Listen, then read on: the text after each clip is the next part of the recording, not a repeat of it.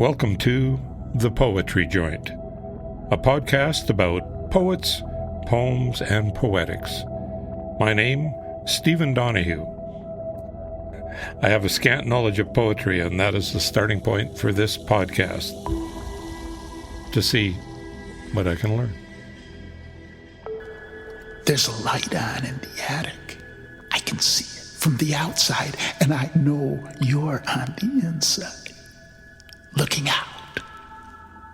Exploring good poetry, bad poetry, sonnets, couplets, ballads, rhyme, no rhyme, grand verse, silly verse, concrete poetry, liquid poetry, words with meaning, words without meaning, old poets, young poets, radical poets, ancient poets, contemporary poets, confessional poets.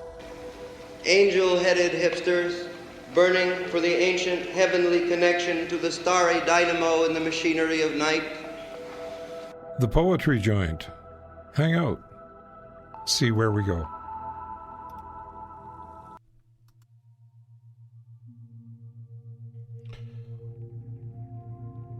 (2024), eh? How do you approach the new year? Do you make resolutions? Do you consult horoscopes? Do you build a vision board? Do you have your fortune told by cards or tea leaves? Although this is a new calendar year, this is the 12th monthly episode of The Poetry Joint, completing a year-long cycle of its own. I was at a loss for how to construct this episode. The holiday season interrupted the work process of interviews, of requesting poetry from poets, of searching and planning ahead.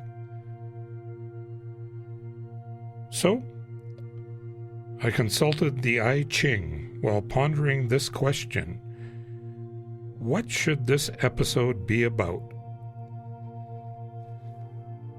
The hexagram that I was offered was Hexagram 18, which signifies decay or corruption, somewhat foreboding. Some of the interpretations associated with Hexagram 18: clear out the old to cultivate the new, step into this stream of life with purpose.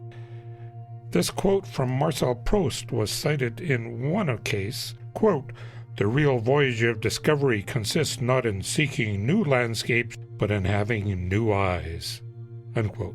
Another interpretation of the hexagram states, "This is a matter of high importance to oneself. That, however, isn't a matter of much importance to the overlords."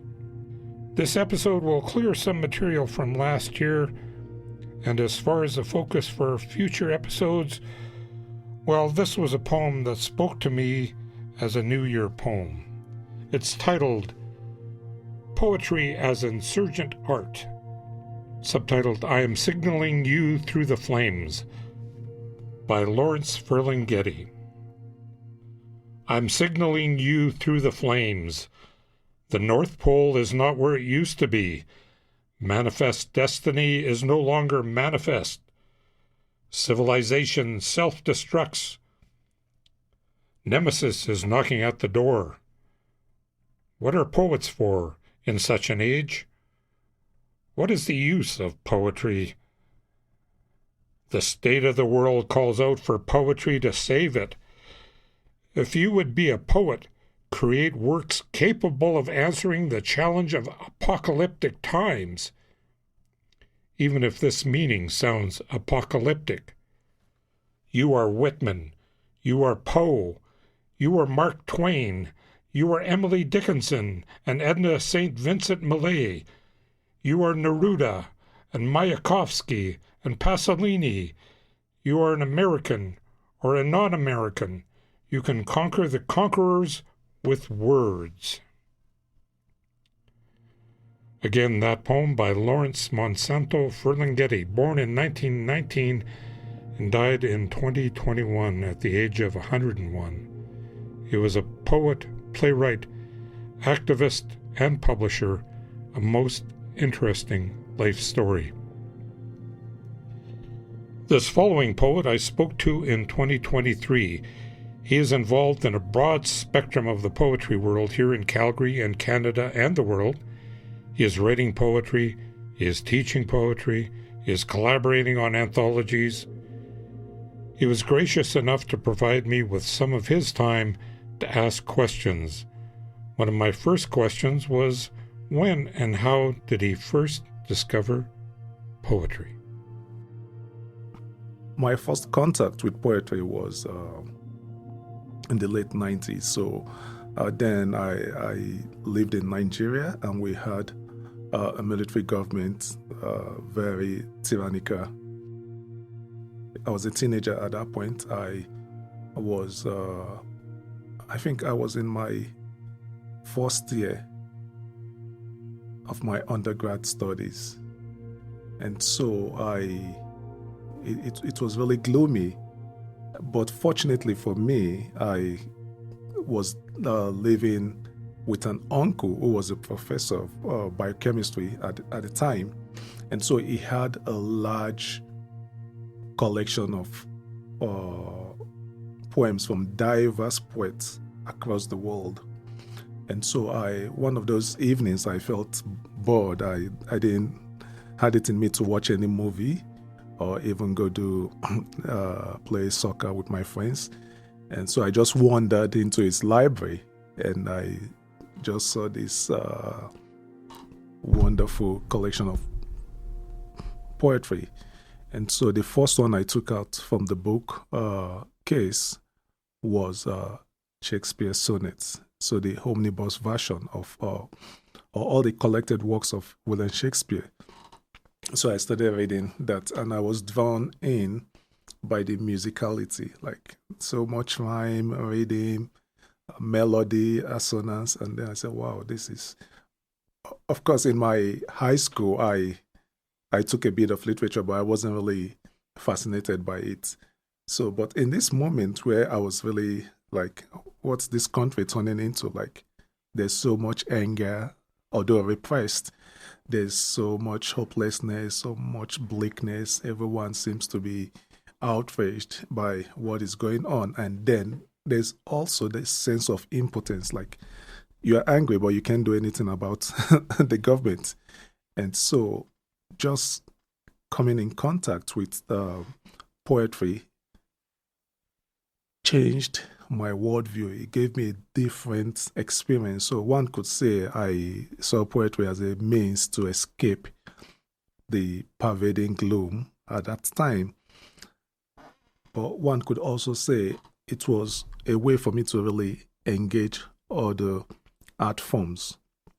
And so, of course, then I was reading novels, I was reading short stories, but poetry was a different opening into this amazing, incredible, vast world. And just reading Shakespeare and other poets, I read a lot of romantic poets, Elizabethan poets, and then veered into African poets, French poets, and I just got captivated. And from then I started giving my time to poetry. I started reading as much poetry as I could. But then I wasn't doing creative writing or literature because I was doing political science. That was my first degree.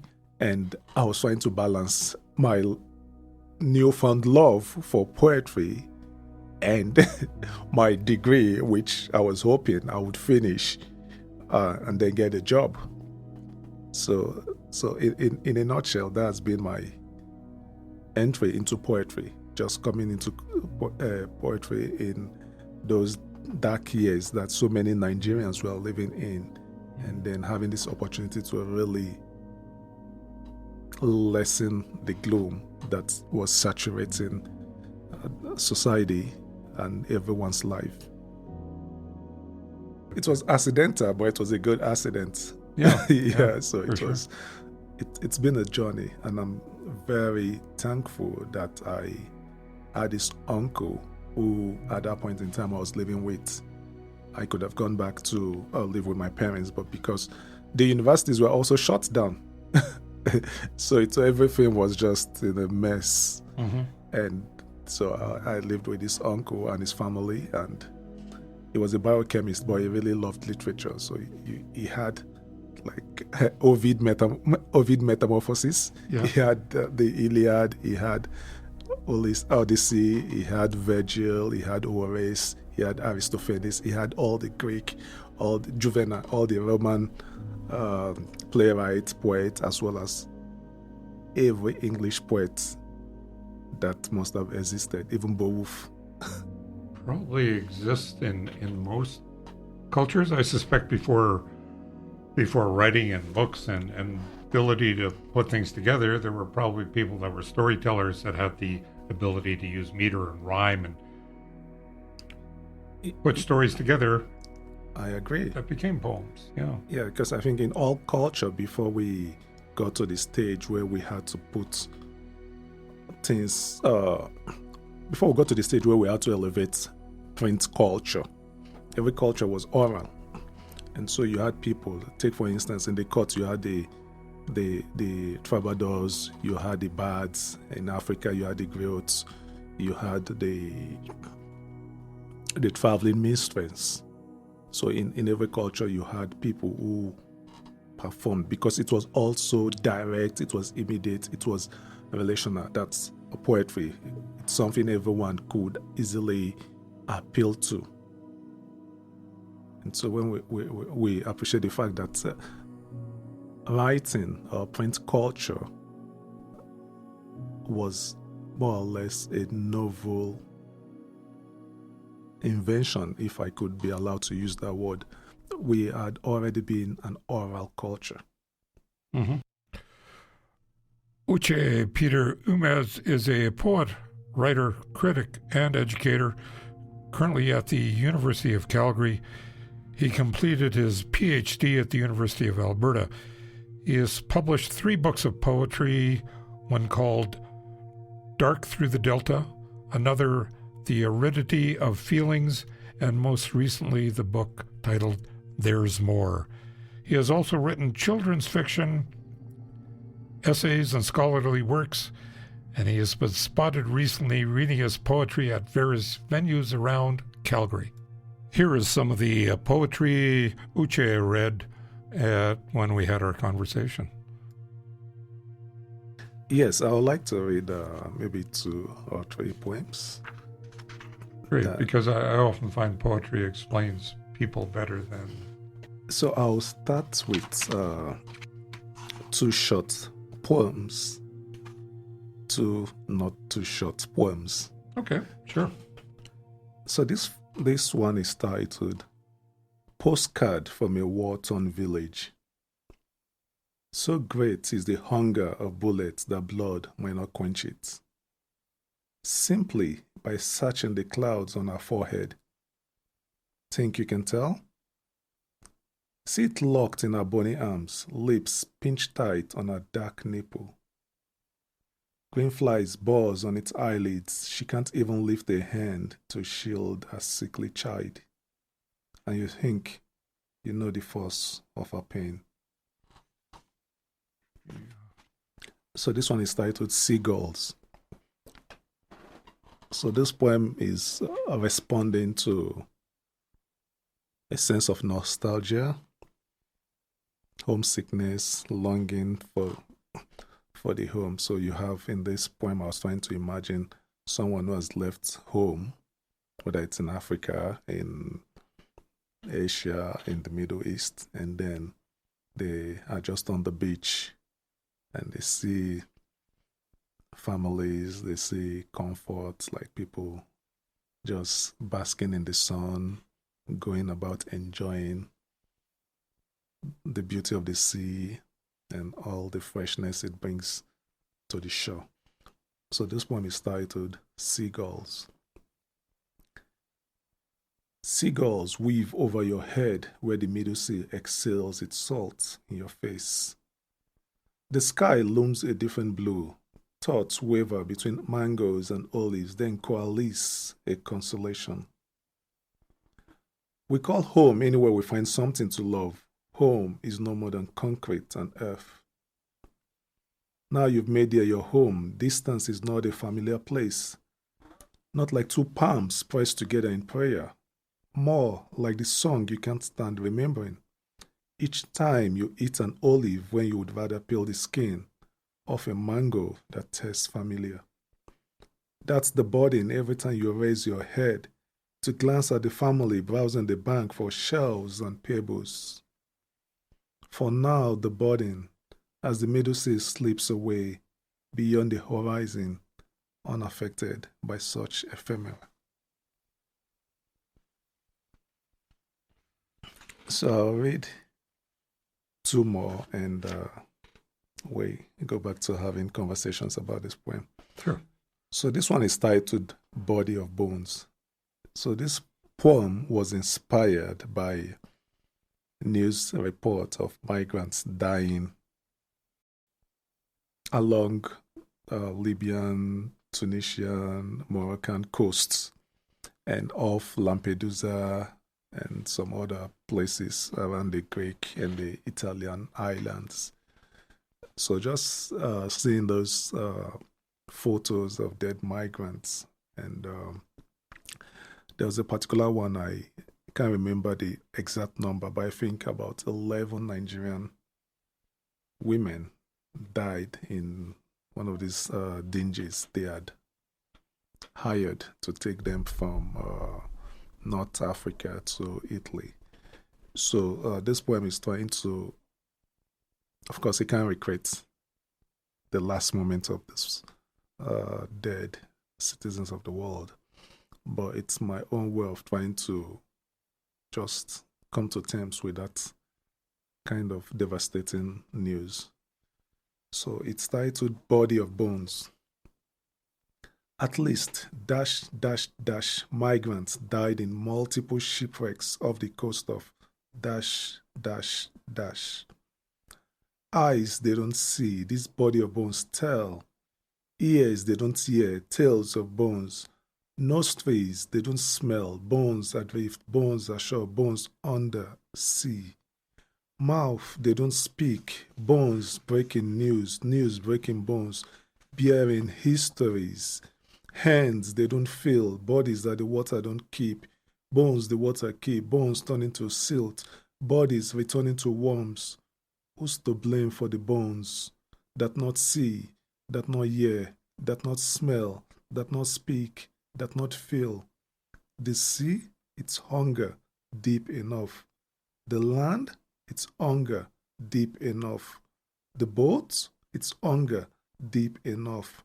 Families on the shore, their hunger, they hunger deep as the ocean. So the last one is titled The Sea Grows Its Circle of Stones.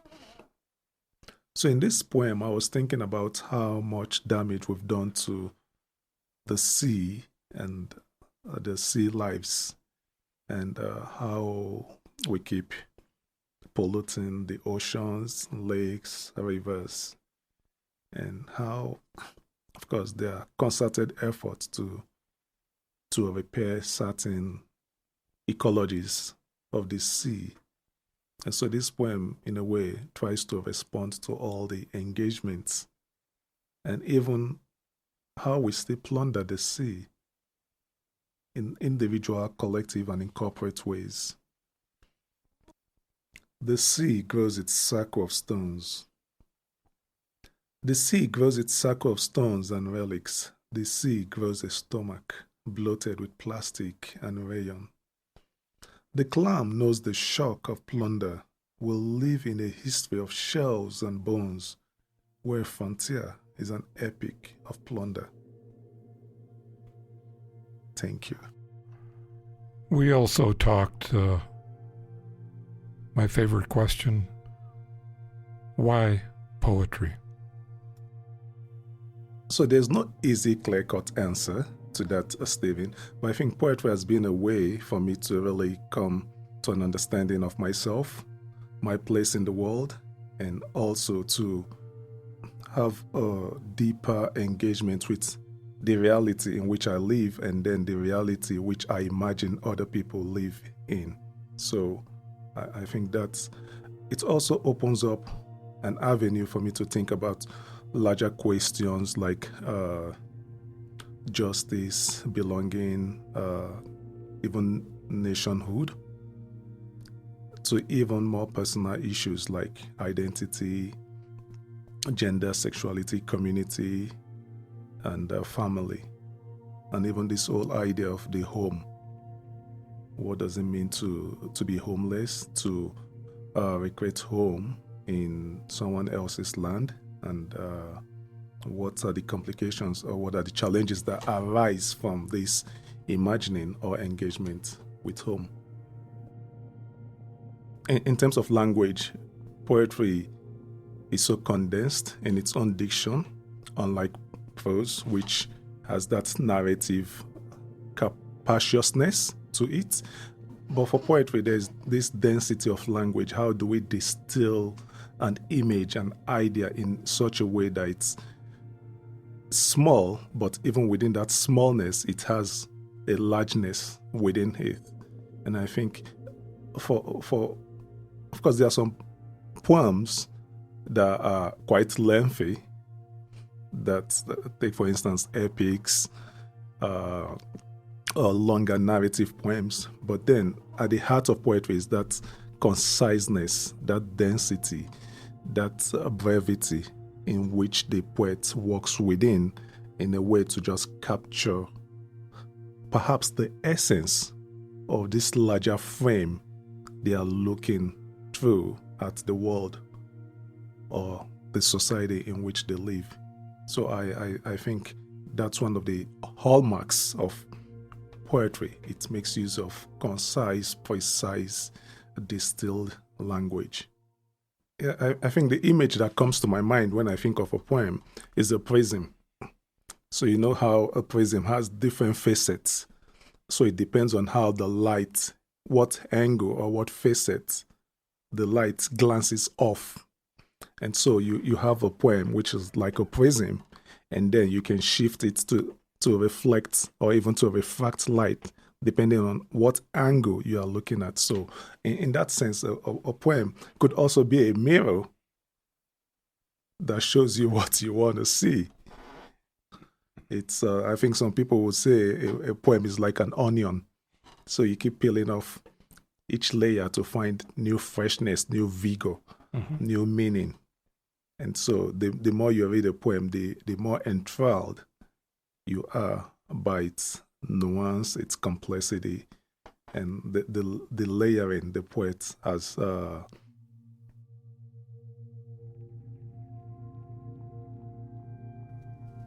I had a nice long-ranging interview with Uche. I'll just let him do the fade out on his contribution here, and we'll probably include other parts of the conversation in further episodes coming up in 2024. Just a little note, the League of Canadian Poets has a couple of poetry contests that run until January 20th, called the Cold Moon Contest. One is for small verse, no more than 200 characters. One is for a broadsheet verse that is no more than 40 lines. Details on the League of Canadian Poets website. If you have an unpublished poem sitting there waiting to be seen by others or feel inspired to run something off, they have other contests during the year. Last word here to Uche. Oh, thank you very much, Stephen. It's been wonderful talking poetry with you. So I'm Uchechukwhu Peter Umezurike.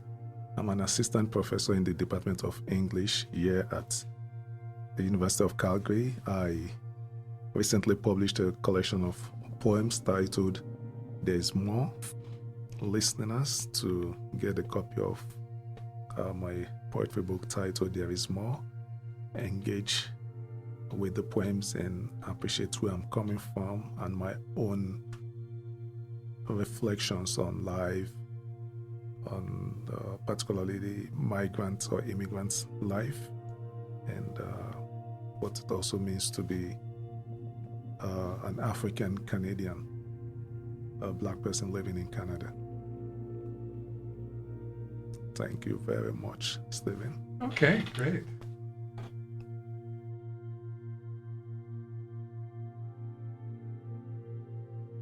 Do you see your poetry existing in 100 years?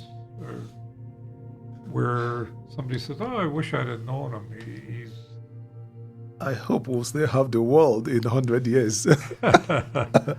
Well, I think I'll be happy and grateful if someone reads my poem.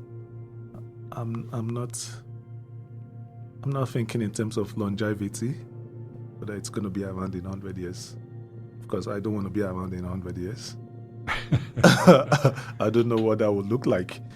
So, but on a more serious note, for me, what I'll find more fulfilling is when someone reads my poems and they're able to make some connection to certain parts of their life. I think you put it in an interesting way to think about writing poetry for today or for the past, but then you and I would agree that the past is never really past, because the present is haunted by echoes of the past, just the same way the future will be haunted by echoes of the present vis-a-vis the past. And so which is why I said I'll be grateful if anyone picks, whether they pick it, they read my poem, my poetry today or tomorrow or the day after tomorrow. I just want it to speak to them in ways that they find useful in maybe challenging or questioning or broadening their perspective on life. So they should be able to have, maybe even if it's just a little conversation with themselves, just from reading my poetry. I think that will be a blessing for me. Yeah. Well, I like that idea. That would be an added blessing. Yeah. I see it happening. Thank you very much. I hope you're not a seer. Yeah, that would be nice if someone would do that in years to come, or a decade or a century from now. That, yeah, my poetry is about connection. I ended last year with one poet who contributed some poetry for the December episode, and I just wasn't able to fit the poems in belatedly. Here is one of those poems by poet Josephine LoRe, who's been so generous in contributing her poetry and helping me connect with other poets out there. This is Josephine LoRe, and this is my poem to end hunger. It is called Enough. Would words be enough, I would sate your hunger. I would build for you a well ever filled with water clean. I would work alongside as you till the field, watch hope emerge green from brown earth. Would words be enough, I would end your misery, watch each child of yours grow strong and true, teach you to read and to write and to sing, so that your voice be forgotten nevermore. Would words be enough, I would help you bear your burden, bring healing to your wounds and strife. See beyond the lines on a map, beyond color, and you would know you are my sister, my brother, if words were enough. This has been the Poetry Joint for January 2024, episode number 12. This is Stephen Donahue telling you, we'll be back here in a month's time, and this program also available on the cgsw.com website, Apple Podcast, and Spotify. Thank you for listening. Have a great 2024. See ya.